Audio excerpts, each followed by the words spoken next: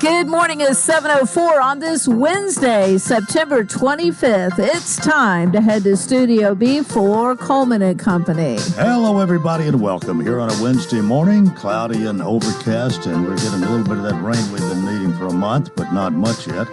We welcome you to our program, of course, and welcome this morning Bob McDonald from Cedar Stone Bank to talk about what's going on. Bob McDonald, President, CEO, Cedar Stone Bank, Lebanon, Mount Juliet, Donaldson. Simple banking, simply better. Bob, good morning. Good morning, Coleman. Great to be with you. Thank you for letting me dial in. I'm sorry I've done this so many times here recently, but we're very busy, and so I thank you for letting me join you by phone. Well, you always do a good job, whether it's on phone or here live in studio with us. So we get the message out, and simple banking, simply better. Well, I want to get there. I've got gifts for you and Billy and MJ. I've got sitting in my office in a bag that I've been intending to bring next time I come. So I'm even more motivated to get there in person. All right. Well, we'll be waiting for you. Okay. All right. What's the latest? Well, everything's going well.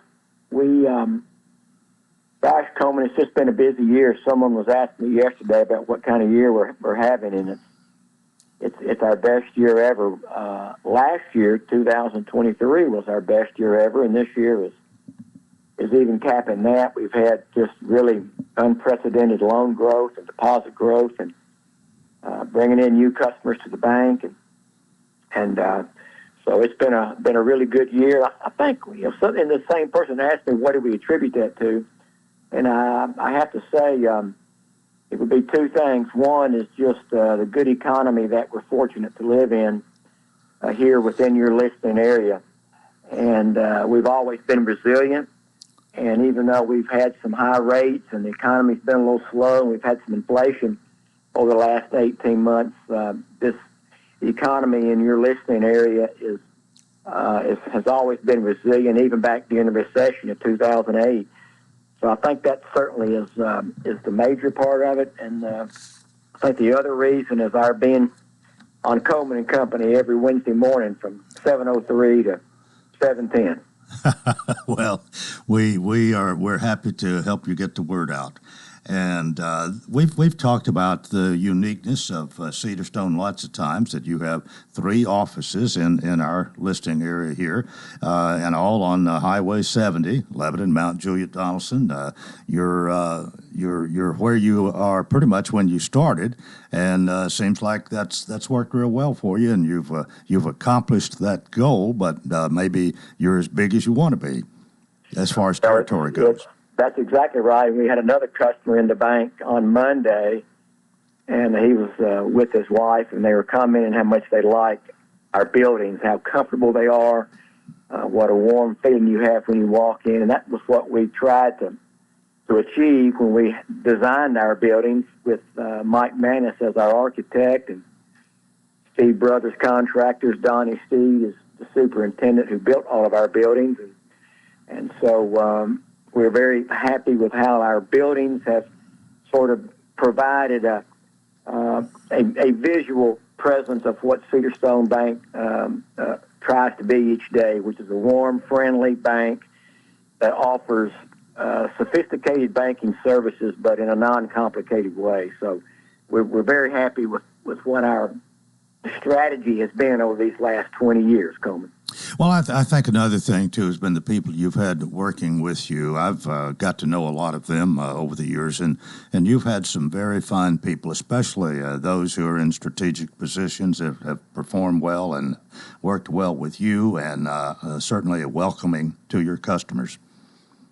Well, they are. We look for folks to join our family, as we call it, who have a genuine desire to serve, and who enjoy being around people and helping people, whether it's their fellow colleague or whether it's being a customer or being involved in the community. And so it's important that whoever joins our family have those characteristics.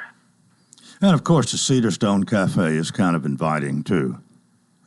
Yeah, that's been a great hit as well from day one, and we still have that. You can get a assortment of coffees and teas and hot chocolate, so you can have that at the Cedar Stone Cafe every day.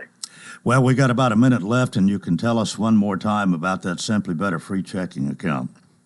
Yeah, it's a great account, Coleman. We had a customer who was in the bank yesterday, and she was her daughter has gone to college up at University of Tennessee, and she was in the bank depositing some money into her child's checking account, and that's the beauty of the account. You can open your account and do your banking here in Lebanon or in Mount Juliet or in the Donaldson community of Nashville, but if you're out of town, you can use an ATM, and we will reimburse any third-party ATM charges. So, like in this case, and you and I talked about this, about how a young person going off to college can open up their free checking account, and mom and dad can make deposits throughout the month as they have living expenses on campus. So it's a great account. It's free in every way, and we encourage your listeners who don't bank with us now to come by and visit with us. Let's talk about how we can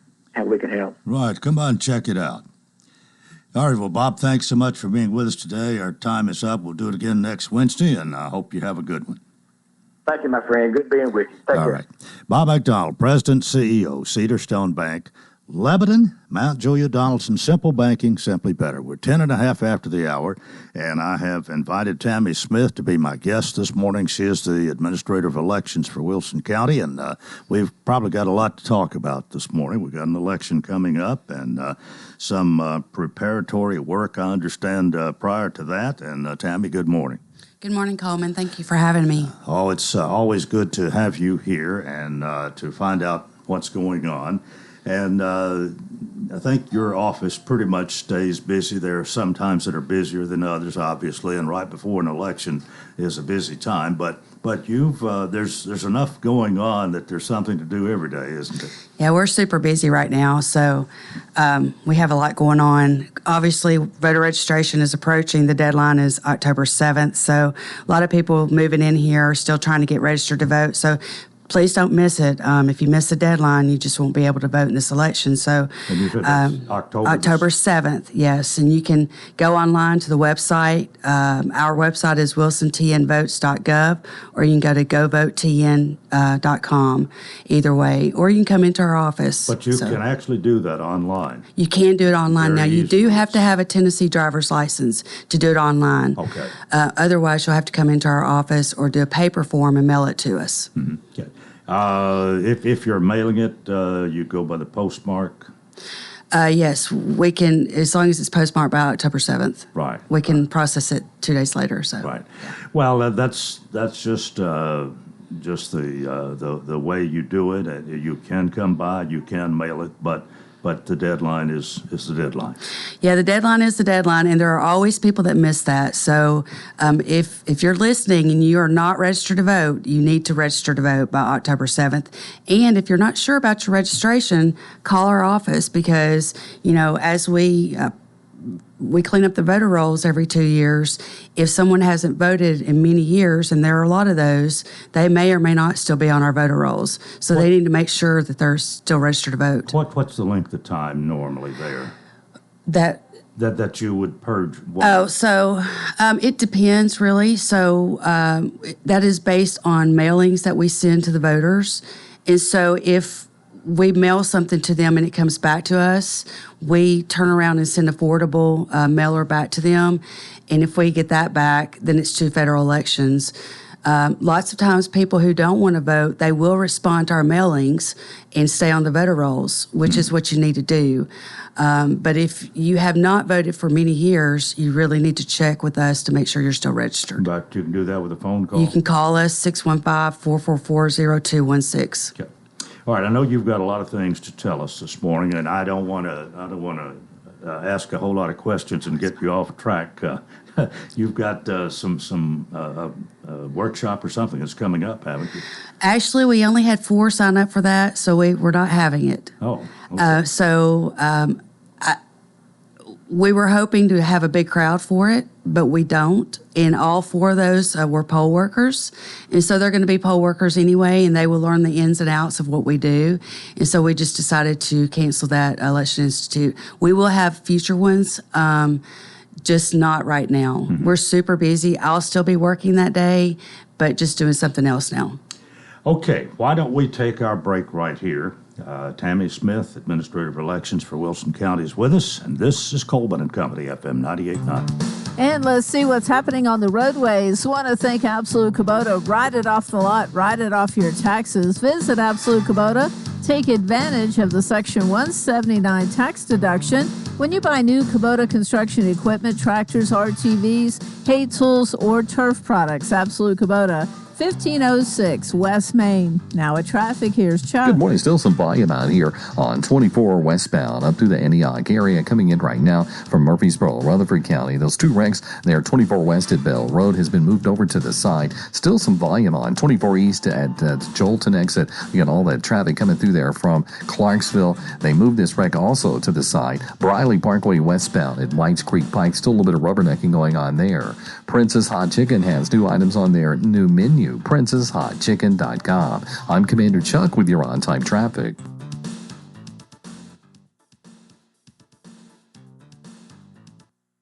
Renewal happens here at Lebanon Center for Rehabilitation and Healing. Lebanon Center for Rehabilitation and Healing has experienced new leadership and a new atmosphere. Same location in the heart of Lebanon, 731 Castle Heights Court on the Castle Heights campus. Lebanon Center for Rehabilitation and Healing is providing 5-star clinical outcomes to short-term and long-term care residents. Call 615-444-4319 for a tour and to experience the new culture. Renewal happens here at Lebanon Center for Rehabilitation and Healing. Are you facing a challenging time that you need help navigating? Well, look no further than your local law firm of Kane and Crowell. At the offices of Kane and Crowell, our team of experienced attorneys is here to guide you through every step of the process. With a proven track record of success and a commitment to our clients and our community, look no further than the team at Kane and Crowell to fight for your rights and provide representation you deserve. 615-784-4800. We continue here on this Wednesday morning. Thanks for joining us. Tammy Smith is with us. We're talking about our election coming up. It's, the first day of November? It's November 5th. November the 5th. November 5th. Well, it's, okay. That's the Tuesday after the first Monday. That's correct. What's in the Constitution, I believe. That's correct. Got it. So it is the 5th. I don't know what I was thinking about the 1st. Was it August the 1st? It was August 1st, that's where I got that. All right. That was the county general election and the primaries. People still get a little bit confused, but why don't you quickly go over the different scenarios we have for this November 5th election? Yeah, so we do start voting actually October 16th. So we have 4 early voting sites in the county, Mount Juliet Community Center, our office at 230 East Gay, Watertown Community Center, and Glayville Community Center. All 4 locations will be open October 16th through the 31st, Monday through Friday, 8 to 6, Saturdays, 8 to 1. The sample ballot can be found on our website, wilsontnvotes.gov. And we do have, everyone will get 4 things on their ballot. Everyone will see President, U.S. Senate, U.S. Congress, either District 5 or 6, whichever one you live in, and then Tennessee House, either 40, 46, or 57. Everyone will get all 4 of those. Depending on whether you live in the city of Lebanon, Mount Juliet, or Watertown, you may or may not have those. So you have to live in the city. If you live in the city of Watertown, Lebanon, and Mount Juliet, you will get mayor on those. And city of Lebanon has Cartmel. But depending on where you live, not all wards and districts are up for election. So it just really depends on where you live. If you go to our website and look at the sample ballot, there's a district lookup tool on there that is a really handy tool for you to know exactly what's going to be on your ballot. So you have to live in Lebanon to vote in the city of Lebanon election. Same Correct. for Mount Juliet and Watertown. Exactly. But if you live in the county, you don't vote in any of them. That's right. And we always get people who say, well, my address is Mount Juliet, but that is not Mount Juliet City. Same thing with Lebanon. So people get a little bit confused by that sometimes. Well, here in Lebanon, as we look at the ballot there, Mayor Rick Bell is running unopposed, and Joey Carmack is running unopposed. We do have two candidates that are seeking the Alderman Ward 2 seat that is vacated by Fred Burton, and Jerry Ashley and Pamela Wiggins. So that will be a contested race there. And then Tick Bryan is running unopposed. That's right. So there's not that one contested race there is.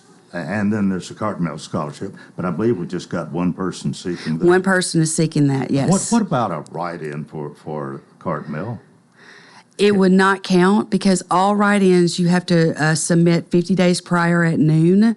And so if no one submitted a name, we don't count those unless a name has been submitted. Okay. All right. Well, we got that cleared up in a hurry. Well, in Mount Juliet, we've got a mayor running unopposed. And we've got two commission seats that are being contested. Ray Justice is running, and Art Giles and Vince King are running in competition with him. And then in District 3, Tommy Hibbett has thrown his hat into the ring to challenge Scott Hefner. Is Scott Hefner an incumbent? He is. Okay, right. So that's the unopposed mayor and two commissioners there. So then in Watertown, Mike Jennings is running unopposed for the umpteenth time. and we have three people who are running for alderman at large, and you elect three. So there's not a whole lot to get excited about in Watertown, is there? Not too much. Yeah. But we'll mention the Cartmel Scholarship person there. Katie Clara Campbell is running for that. And I don't know how many people, I know a little bit about this. It's a scholarship to Vanderbilt, and it was started years and years and years ago before our time, I think. What can you add to that? Not a lot, to be honest, Coleman. We don't even know how much the scholarship is for, so it varies based on the economy and where the money has been put years ago. And so we don't know how much the money even is. You do have to be a Vanderbilt student to receive it. And so that's why you don't see a lot of people that run for that. Mm-hmm. But it is a pretty decent scholarship from what I hear, those that have received it in the past. Well, what we've just talked about here is each of the cities, Lebanon, Mount Juliet, Watertown, and the Cartmel Scholarship. Now, that's just for people in the city of Lebanon. That's only in the city of Lebanon, yes. So that kind of takes care of the municipalities, if you will, the cities in Wilson County. But, of course, the presidential election, and really, you vote for an elector, right? That's correct. But it always has, on the ballot, it has who the elector is going to be for, who he's going to vote for. And in most situations here, well, you've got, let's see, 1, 2, 3, 4, 7. 5, 7. 7, and I'm not sure I understand this. Explain this column here on that ballot. Well, two of them, one is a major party, or you've got the Republican Party and you have the Democratic Party, and the other 5 are independents. So they did the paperwork and submitted petitions to the state to be on the ballot. So that's what we see on the ballot. So those 5 who are on the ballot, are legitimate candidates. Oh, yes. Who people will vote for. Some people will, and I mean, if somebody didn't want to either vote for President Trump or this. I'm drawing a blank here. Harris. Yes. Then you could vote for one of those. Absolutely. And some might. But you actually do. And that if people are not aware of that ahead of time, if you haven't looked at the ballot before you go in there, you might, what's an elector? What's this? But at least on your ballot there, it says so-and-so for each one. Exactly. So the people, you vote for the electors, and if they were to win, then the delegates that we have would vote for the candidates to be seated. So, we do have 7 candidates, but I suspect most people will be choosing one of the top two. So we shall see. But, Jill Stein, in the previous election, she was on the Green Party. So some of these are actually in other states are connected to a party, a minor party. In Tennessee, it's really hard to have a minor party and to maintain that minor party status. So you'll see more people do independents in Tennessee. Okay. Well, then otherwise, we've got the other U.S. Senate and two House of Representatives races here, which we talked a little bit about. And then we have in our state House, we actually have 3 districts in Wilson County. So there's somebody running there, and each one of them has some opposition. The incumbent has, I think all 3 incumbents are Republicans, and they all 3 have Democratic. That's correct. Right. Yeah. So that's really what it's all about. But are you fully staffed? Do you have enough poll workers, enough people to do? I guess you had this. Well, this is the 3rd election you've had this year. So it is. Yeah, pretty much the same people. We have our regular staff that's in our office. We have added a couple of part-time. Some will be part-time just through this election. I have one that may be part-time permanently. We are growing at such a fast rate that we're having to continue to grow with our staff as well. So I was looking back the last presidential, we were sitting at about 90,000 registered voters, and we're currently right at 108. So we're growing at a pretty fast pace. Poll workers, we are fully staffed.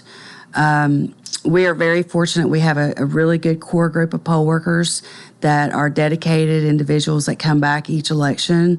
So it really makes it easier for us just to fill holes and to, in places where people can't work a certain election. We're in the middle of training right now, so we have just a fabulous group of poll workers.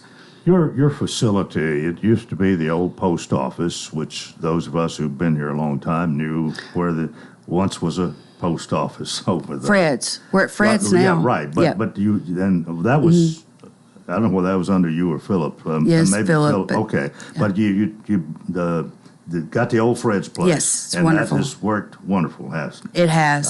But where I was headed for on this, it does cost money to have an election. And this is our 3rd one this year. These poll workers and the people that work with you and all that, I mean, they don't give of their time. They're employees or get paid if they do the work. Well, how much will this election, November the 5th and the early voting and all, how much will that cost? You have any figure to put? I could throw out a figure that I think it'll be roughly close to. I say 110 to 120. That has increased 110,000 to 120,000 for this election. And that's due to the number of people we need to have for early voting. We do most of our voting for this election early. We have to be completely fully staffed. Mount Juliet is going to let us have their gym for a full 2 weeks. Mount Juliet and Lebanon, we will do 1,200 to 1,300 a day for early voting. And to do that many people in a day, you have to have the staff to do it. And so that is our biggest cost with an election, our people, but you have to have them to have the election. And so, there are other costs that we incur, but it's expensive to run an election, to be honest with you. Okay, got about 2 minutes here. Just to reiterate, somebody that comes to vote, what do they need to bring with them? They need to bring a Tennessee or federally issued photo ID. They do not have to have their voter card. So the only time you need a voter card is if you're a first-time voter, you have not voted in Tennessee, and your license may not be a Wilson County license. You do have to have a Tennessee issued photo ID or federally issued photo ID. We will not take driver's license from other states. Okay. We can't do that. And so people need to be getting their license switched over. And as you mentioned earlier, if you're not sure you're eligible to vote, all you got to do is call the election office. That's correct. I suppose you could come by or whatever, but a phone call ought to be real easy. 615-444-0216. That's correct. Yes. And you can find out. And if you're not, there's still time. But it's the deadline is approaching. Yeah, the deadlines are approaching, so you need to make sure you're registered and then you're ready to vote. And just keep in mind, we're here for you. Just give us a call at our office. We do have a couple of new systems that you can text a number 615-235-1535 to find out simple questions, when the early voting locations are open, where they're located, voter registration, different term keywords that you can put in there to get questions if we're busy, at the office. But we'd love to hear from you. Okay, 4 early voting places. Yes. Mount Juliet, Lebanon. Greenville, Lebanon, Watertown. That's correct. All right, now, on Election Day, what'll it be? We have 18 locations on Election Day. And in Wilson County, this is different than where you've probably lived before. You are not assigned a location in Wilson County. You can vote at any of those, any of the early voting sites, any of the Election Day. Obviously, you can only vote once, but you can go to any of the sites. But you have made it easy. It is so much easier with, you said 18. We have on 18. Election Day. 4 for early, and you can vote in any one of those one time, either That's correct. earlier or on Election Day. That's correct. Tammy, thank you so much. Our time Thank you. is up. I think we've covered a lot of territory this morning, and just keep up the good work, and hope we keep having good and fair elections. All right. Thank you so much, Coleman. That's part 1 of Coleman and Company. We hope you'll keep it here for more. FM 98.9. And let's see what's happening on the roadways. It's all brought to you by our friends at Bates Ford and the Works Vehicle Checkup. They'll make sure your vehicle is ready for any road. $59.95 up to 5 quarts oil, tax and disposal, tire rotation, and safety check. 1780 Franklin Road. Now at traffic, here's Chuck. Good morning. Still a couple of accidents in their clearing stages out here, but it's still trying to build pretty good on 24 East there at the Jolton exit. Heavy traffic flow coming in from Murfreesboro, Rutherford County right now on 24 westbound up through the Antioch area. It's building pretty good out of Dixon County on I-40 East at Highway 46, and also as you work your way westbound I-40, especially coming in from Wilson County through the Mount Juliet area headed towards Hermitage. Princess Hot Chicken has new items on the menu. Check them out today, princesshotchicken.com. I'm Commander Chuck. You're on time traffic.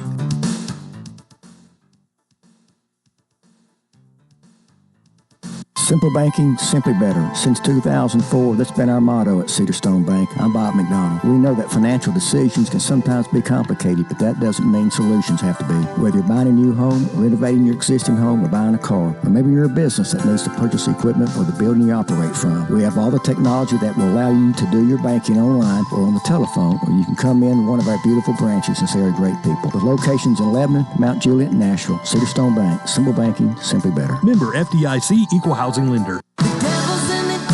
Hi, I'm Kelly Archer, and I'm excited to invite you to the 3rd annual Sips and Sounds of September, benefiting Wilson Rides. Join us on Friday, September 27th for an unforgettable evening of music, drinks, and musical poetry. It's all for a great cause, helping older adults in Wilson County. Get your tickets now at wilsonridesinc.org or call 615-622-5557. Hope to see you there. We'll have mostly cloudy skies with showers likely and a few thunderstorms for today. Highs in the upper 70s. Showers continue tonight. Lows in the lower 60s. And the showers again on Thursday. Highs in the mid 70s. This weather forecast brought to you by Walker Auction and Realty, professional auction and real estate services. Get top dollar for your home, land, or personal property. Log on to MikeWalkerAuctions.com. They know auctions. With your Severe View forecast, I'm Storm Specialist Drew Richards. We welcome you to part 2 of Coleman and Company, and here on this Wednesday morning, I'm looking around, hoping to see John Langford this morning, financial advisor for Edward Jones, and I don't know if we've got our wires crossed or what, but I'm going to talk about him a little bit this morning, because I want to ask a question of you, and that is, what are some of the things that are on your bucket list? Do you want to take that trip to Hawaii? Is there a vintage car that you've always wanted to own? Maybe your bucket list isn't something lavish, but rather being able to pick your grandkids up from school and spend your summers with them and your family. Whatever is on your bucket list, John Langford with Edward Jones can create a financial plan to achieve your financial goals.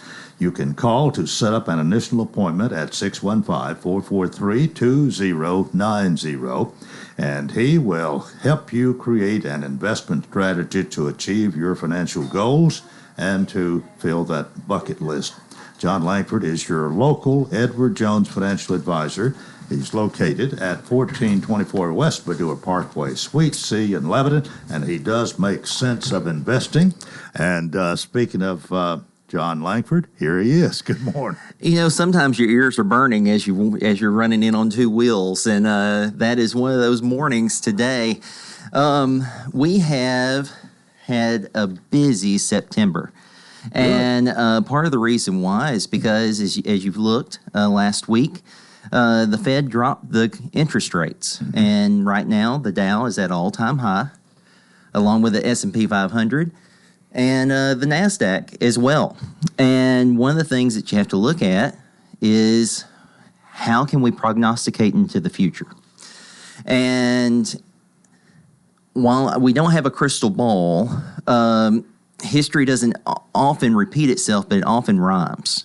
And inside of there, what we're seeing is normally, since 1960, election years when most people are calling me and going, John, I just don't know. I just don't know about this year. And John Templeton from Winchester, Tennessee, if you've heard of Franklin Templeton Mutual Funds, he said, what are the four most costly words in the English language? This time, it's different. And that's what we keep on hearing.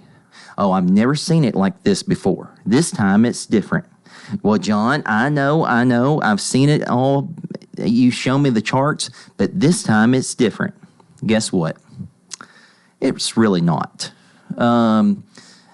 There is nothing that we've seen over time that we haven't seen before through the marketplace in one time or another. American Funds has this thing, it's called the ICA Mountain Chart.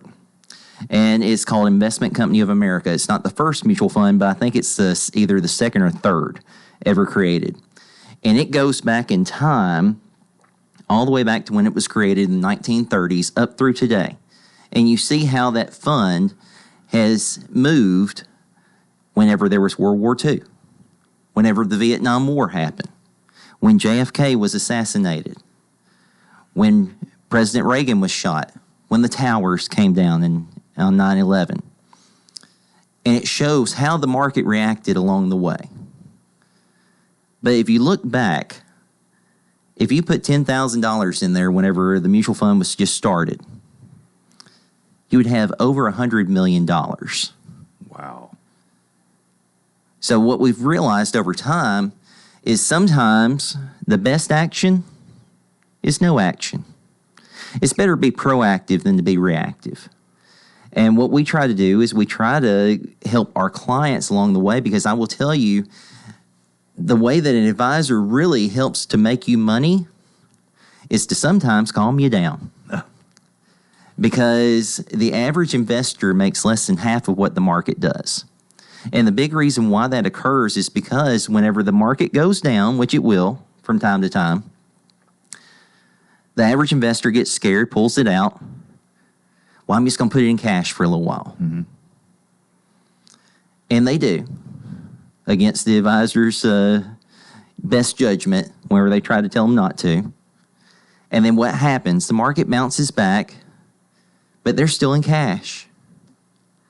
And then when things are hunky-dory and everything's fine, then they'll get back in there. And they missed the ride back up. So they took the loss when they took the money out, and then they miss half of the gains along the way. And then what happens again? The market goes down again, because it does. It goes up, down, and sideways. It doesn't go in a straight line. And then they'll take it out again.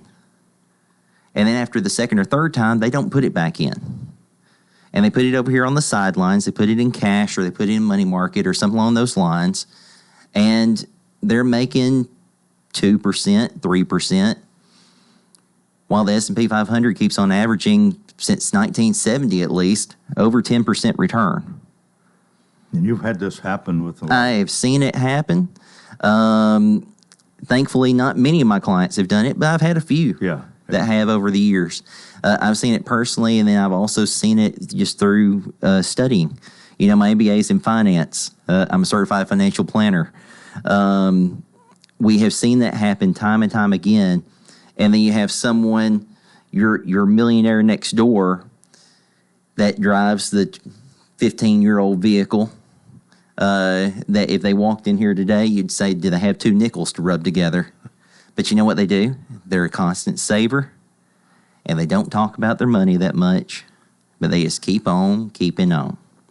And what I like to do is hopefully help some of those clients along the way, and maybe calm down a few people and keep them from making the same mistakes that other people have made.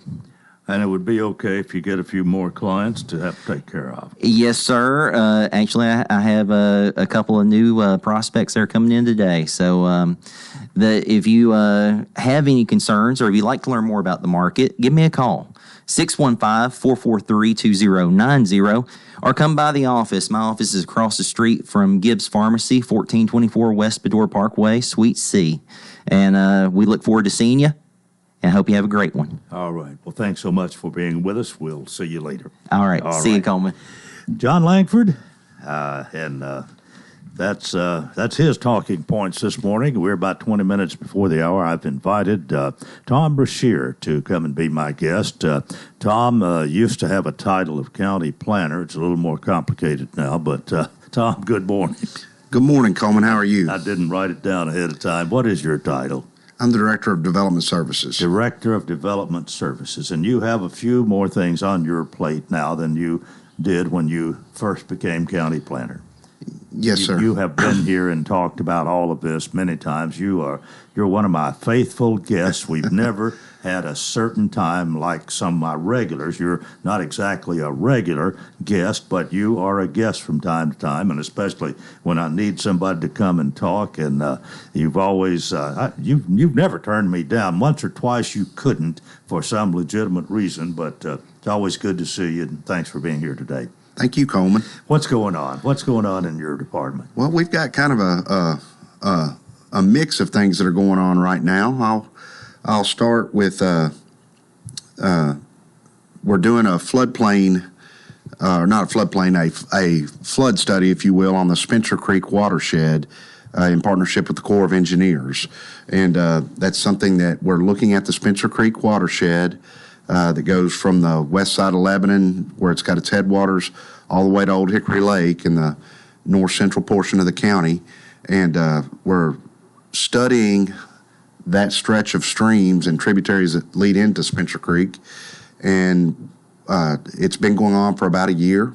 And at this point, one of the things that we've developed is a set of map books that our emergency services, both city and Wilson County, can use within the Spencer Creek watershed that says, hypothetically, if they're predicting, 6 inches of rain, where can they expect inundation to occur? Mm-hmm. Probably particularly as it affects county and city infrastructure like roads or critical facilities, things like that, so that they can plan accordingly for where they may need to go on and be thinking about, if it does in fact rain this much, where we may need to be stationing people to put out barricades so that people turn around and don't drown, things like that.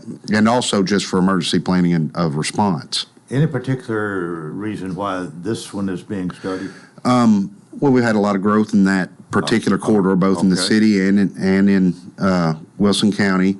It was a good one to start with. You may recall the city of Lebanon actually did Sinking Creek, Barton's Creek watershed, at least for their stretch, some time ago with the Corps, and this is a similar project.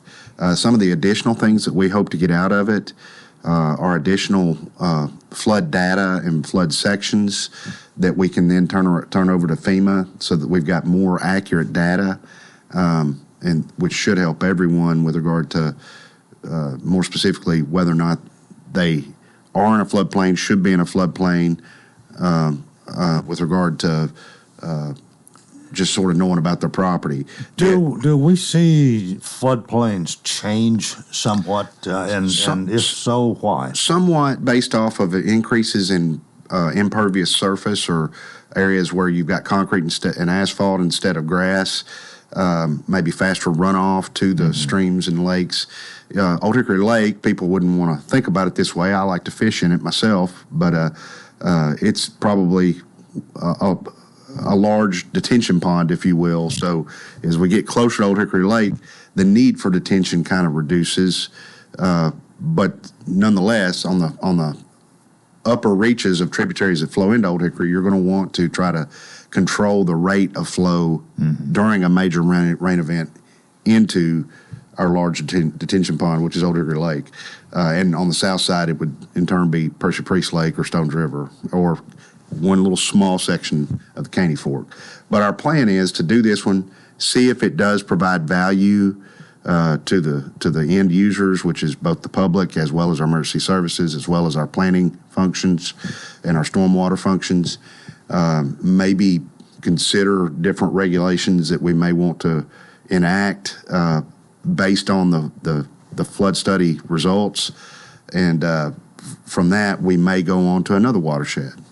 We've talked about Suggs Creek in the Stones River watershed, or perhaps Spring Creek in the Cumberland is maybe another one to do. So, okay, who puts the bill for this? The county does. Right now, we are funding this one, I believe, using our stormwater sinking fund out of our stormwater department. So it's not this necessarily something you're pretty much in charge of. Yes, sir. Yes. Okay.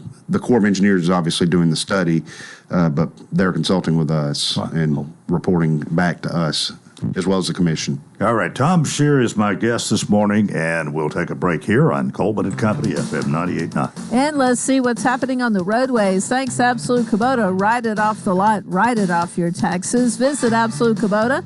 Take advantage of the Section 179 tax deduction when you buy new Kubota construction equipment, tractors, RTVs, hay tools, or turf products. Absolute Kubota, 1506 West Main.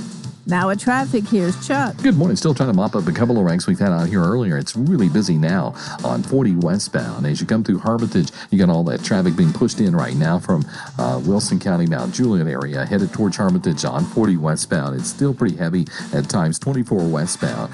Passing 840 coming in right now from Murfreesboro, Rutherford County, up through Laverne, Smyrna, into Antioch. Hey, Princess Hot Chicken has new items on their new menu. Check them out today at princesshotchicken.com. I'm Commander Chuck with your on-time traffic. Your 401k is likely one of your most important assets, but it's only one part of a comprehensive retirement strategy. Edward Jones can help you understand how your retirement assets fit into your entire retirement picture, so you can work toward meeting your unique retirement goals. Contact me, John Langford, your Lebanon Edward Jones financial advisor at 1424 West Bedore Parkway. Edward Jones, member SIPC. Gregory Dental Group in Lebanon is in a new location, 1746 West Main in Lebanon, across from Sports Village. Gregory Dental Group offers cosmetic procedures, dental implant services, and digital dentures. Premium dentures in just 2 appointments. Hi, I'm Dr. Derek Gregory. In my office, you can count on compassionate staff who will truly listen to you, take the time to get to know you, and discuss your personal needs. No insurance? No problem. Call about the discount plan. Gregory Dental Group, 444-0322.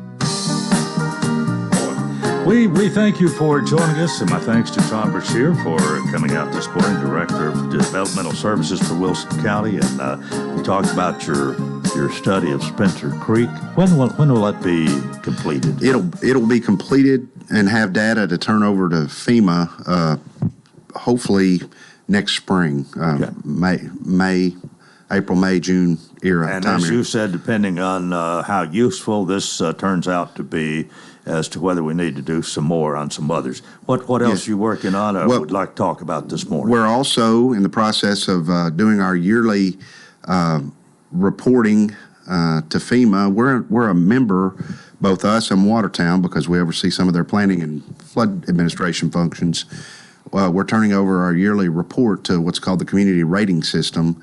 under FEMA. And what that does, we recently received an upgrade in our insurance rating with where flood insurance is concerned. So if you have a flood insurance policy, you can receive, or you're eligible to receive, up to 10% reduction in your flood rates based off the fact that we participate in this community rating system program with FEMA. And what I like about it on the flood administration side is it kind of keeps us, most floodplain administrators, that's not their only job. I'm case in point of that. Right. And so what I like about the community rating system is it kind of keeps us on our toes to make sure that we are keeping up with what FEMA more or less requires of us to keep up with in order to be in the National Flood Insurance Program, so that if and when we have a disaster and they do follow-up, they don't find a whole bunch of things wrong with how we've administered our flood ordinances over time or how we've managed the disaster. So the community rating system is just, the yearly report is just sort of reporting how we have reviewed permits that are coming in and make sure that we're looking to see, are they in a floodplain? And if somebody's trying to build in a floodplain, then we need to do some additional counseling with them. Try to encourage them, if at all possible, to build outside of the floodplain. But if they do build in the floodplain, outline what standards they have to meet and then follow through and make sure they've met those standards with their construction. So those are all good things, and we're in the middle in our planning office. That's one of the things we're busily doing. Another thing that you may have heard a little bit about is we have restarted our land use plan update in earnest as of this past spring, after taking a pause to allow the negotiations to come to finality on the county growth plan, which Mount Juliet requested, a growth plan amendment. And at this point, we are in the process of taking public comment. You can still provide public input at my website at wilsoncountyplanning.com. Or you can go to wilsoncountytn.gov and go to the planning office tab, and there's a place where you can click on the survey, and you can see a presentation that we've presented more or less to the public at different venues, and then you can provide input via a survey if you wish. We will be on October 29th, tentatively, having a gathering at Cumberland University in the main chapel there, to present some of the findings of the survey to date. I think we've had over 1,580 responses thus far, but I encourage anyone to get on there and take a look at the presentation.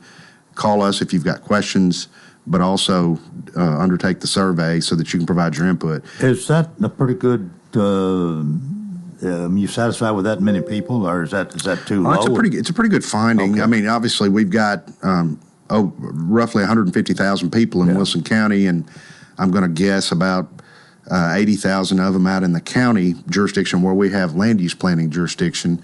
So I would love to see more provide input. You will still be allowed to provide input after our October 29th tentative meeting. However, obviously we'll be moving on to different phases where we're starting to develop plans and things like that after providing that input meeting whereby we're letting people know what the results so far are.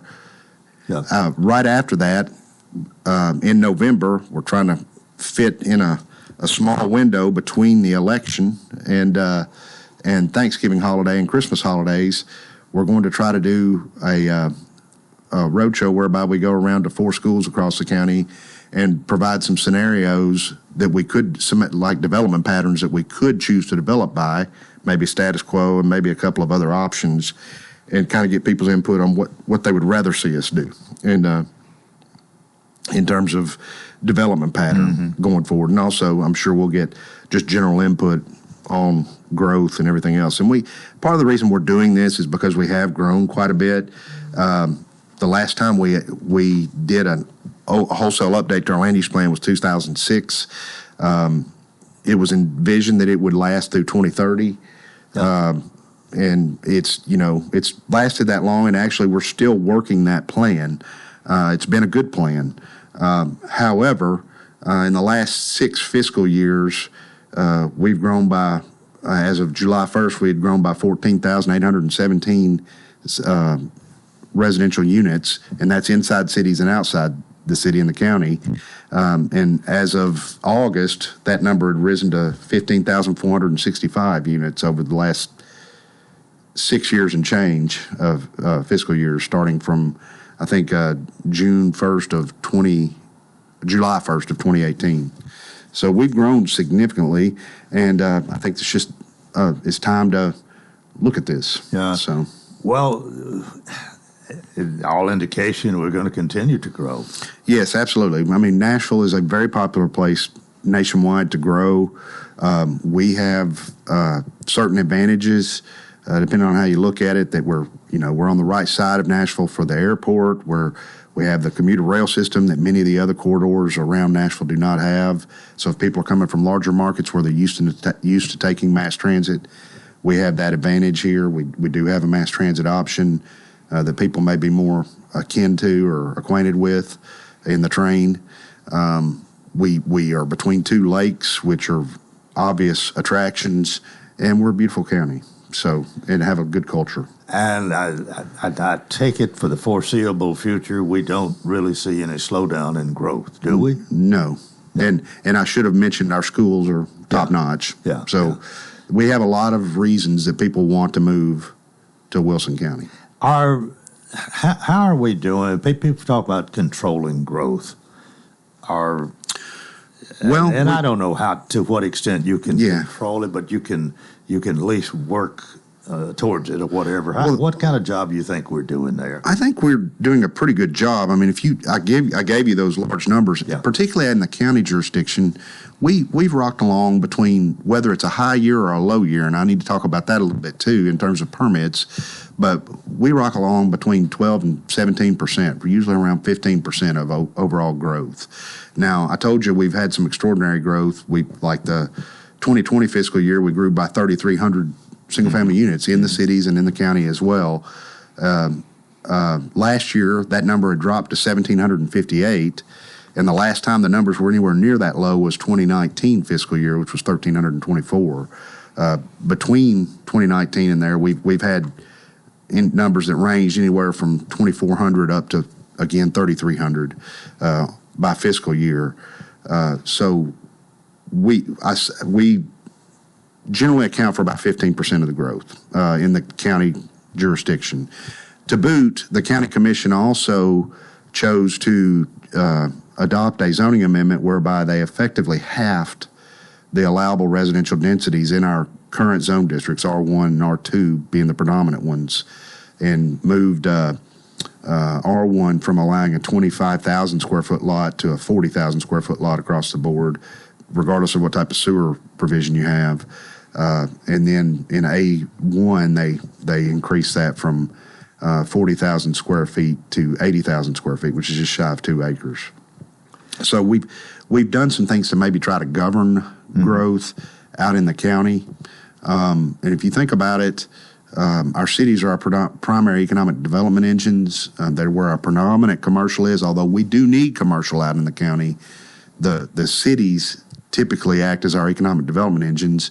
And generally speaking, if you're trying to attract retail and commercial development, you're going to want not only traffic, which is everybody's complaint, but also a number of rooftops within a certain trade area for the particular type of business you're talking about. Yeah. So I feel like some of what we're doing is trying to encourage that growth to occur where it needs to occur, where the infrastructure may be better. I think those things we've done a relatively good job at. Now, well, aren't you in your position somewhat in an advisory role? You do this, some of this every day or every week, whatever. County commissioners, even the county mayor, may not be as involved in some of this as you are. Don't they look to you for recommendations to advise them in which direction we ought to go? Yes, sir. That's certainly part of my job. Yeah. Probably what I get the most reward from is helping individuals out over and above the county commission with questions they have about, this is my family farm. What should I do with it? Can I do this or can I do that? And I can kind of advise them on whether or not I feel like the infrastructure is there to to encourage them along maybe a dream of developing their property, or whether I think it'd be better off if they just sort of sat on it for a little longer until the infrastructure caught up with them. Yeah. I mean, I enjoy that part of my job immensely, but I do advise the county commission and the planning commission, and they do listen to me. Most of the time. Yes. Well, I've known you, I think, ever since you came here, and certainly appreciate you and the dedication that you've had to your job. And but it can't be easy, and it's not necessarily a thing of pleasing or giving somebody the answer they want. I mean, they're looking to you to tell it like it is, right? Yes, sir. And I think that there has been an increased or heightened focus on growth-related issues because we have grown pretty significantly in the past several years, and people have started to kind of turn around and notice. I mean, even I can even say for myself, I live on the west end of Lebanon, and it takes me longer to get out of my neighborhood now. So, I mean, there are things that are noticeable about the amount of traffic and growth that we've done. So people are starting to notice it a little more than perhaps they did when I first got here in 2001.